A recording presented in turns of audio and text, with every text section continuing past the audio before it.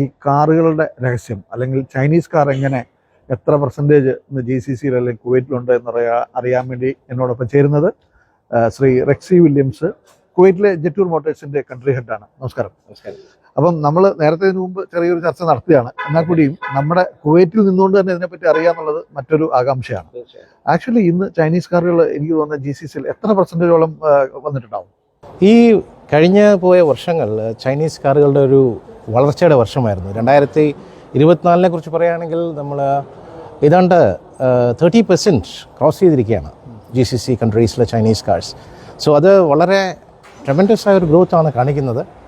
അത് ഈ Chinese origin വാഹനങ്ങളോടുള്ള ആളുകൾക്കുണ്ടാകുന്ന വിശ്വാസവും ഈ വാഹനങ്ങളുടെ ക്വാളിറ്റി ആളുകൾ മനസ്സിലാക്കിയതിന് ശേഷം ഉണ്ടാകുന്ന ഗ്രോത്ത് ആയിട്ടാണ് ഞങ്ങളത് കാണുന്നത്. അപ്പോൾ ഈ ഏകദേശം ഇപ്പോൾ എത്ര വർഷമായി, നമുക്ക് പ്രത്യേകിച്ച് കുവൈറ്റ് പറയുകയാണെങ്കിൽ എത്ര വർഷമായി കുവൈറ്റ് നിരത്തുകളിൽ ചൈനീസ് കാറുകൾ വന്നിട്ട്?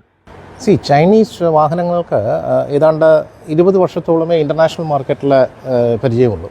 എങ്കിലും ഈ ഫസ്റ്റ് ജനറേഷൻ വാഹനങ്ങൾ ഉണ്ടായിരുന്നു, സെക്കൻഡ് ജനറേഷൻ വന്നു, ഇപ്പോൾ വരുന്ന തേർഡ് ജനറേഷൻ വാഹനങ്ങൾ വളരെ സ്വീകാര്യമായി മാറുന്നു. ഈ കഴിഞ്ഞ 20 വർഷങ്ങളാണ് ചൈനീസ് വാഹനങ്ങളുടെ പ്രസൻസ് GCCയിൽ നമ്മൾ കാണാൻ സാധിക്കും. ഞാൻ ചോദിക്കുന്നത് ഇപ്പോൾ ഇതുപോലെ, അതായത് ഞാൻ ചോദിക്കുന്നത് ഈ റോഡുകളിൽ ഈ ചൈനീസ് കാറുകൾക്ക് ഇത്രയും പ്രസക്തി വന്നു തുടങ്ങിയിട്ട് നമുക്ക് ഏകദേശം എത്ര വർഷം പറയാം? കഴിഞ്ഞ 10 വർഷം.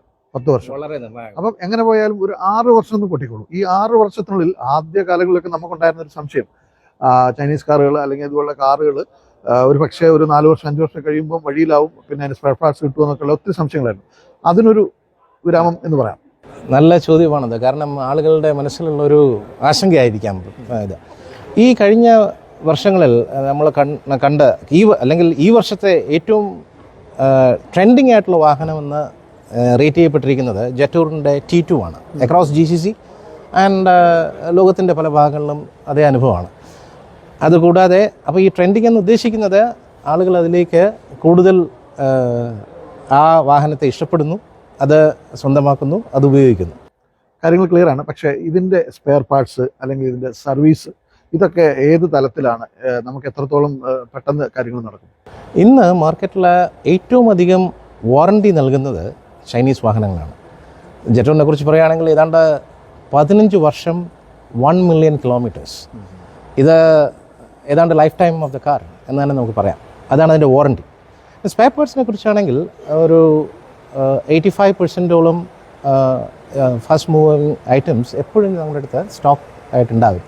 അതിന് വേണ്ട സജ്ജീകരണങ്ങൾ നമ്മുടെ ഫെസിലിറ്റിയിൽ തന്നെ ഉണ്ട്. അതുകൂടാതെ എയർ ഓർഡർ വഴിയായും ചൈനയിൽ നിന്ന് ഇമ്മീഡിയറ്റ് ആയിട്ട് സാധനങ്ങൾ എത്തിക്കാനുള്ള സൗകര്യമുണ്ട്. അപ്പോൾ ഒരു ചോദ്യം കൂടെ, ഇപ്പം നമ്മളിതൊക്കെ കണ്ടു, ഇപ്പോൾ ഈ സൗകര്യങ്ങളും എല്ലാം കണ്ടു, ഇനി ഇതിൻ്റെ ഈ വില അല്ലെങ്കിൽ അതിൻ്റെ നിരക്ക് കൂടാനുള്ള സാധ്യതയുണ്ടോ? തീർച്ചയായിട്ടും ടെക്നോളജി അഡ്വാൻസ് ആയിക്കൊണ്ടിരിക്കുകയാണ്. അപ്പോൾ ഇന്നത്തെ കസ്റ്റമറിന് ആവശ്യം വിലയിനേക്കാളും കൂടുതൽ ഒരു ടെക്നോളജി കൂടുതലുള്ള വാഹനങ്ങൾ സ്വീകരിക്കുന്ന ഒരു സ്ഥിതിയാണ് നമ്മൾ കാണുന്നത്. അപ്പോൾ ടെക്നോളജി മാറുന്നതനുസരിച്ച് ആ വിലയിലും അതിൻ്റെ വ്യത്യാസങ്ങൾ വരും. എങ്കിലും ആ സെഗ്മെൻറ്റിൽ വളരെ അട്രാക്റ്റീവായിട്ടൊരു പ്രൈസ് പൊസിഷനിങ് ആണ് നമ്മൾ നടത്താറുള്ളത്.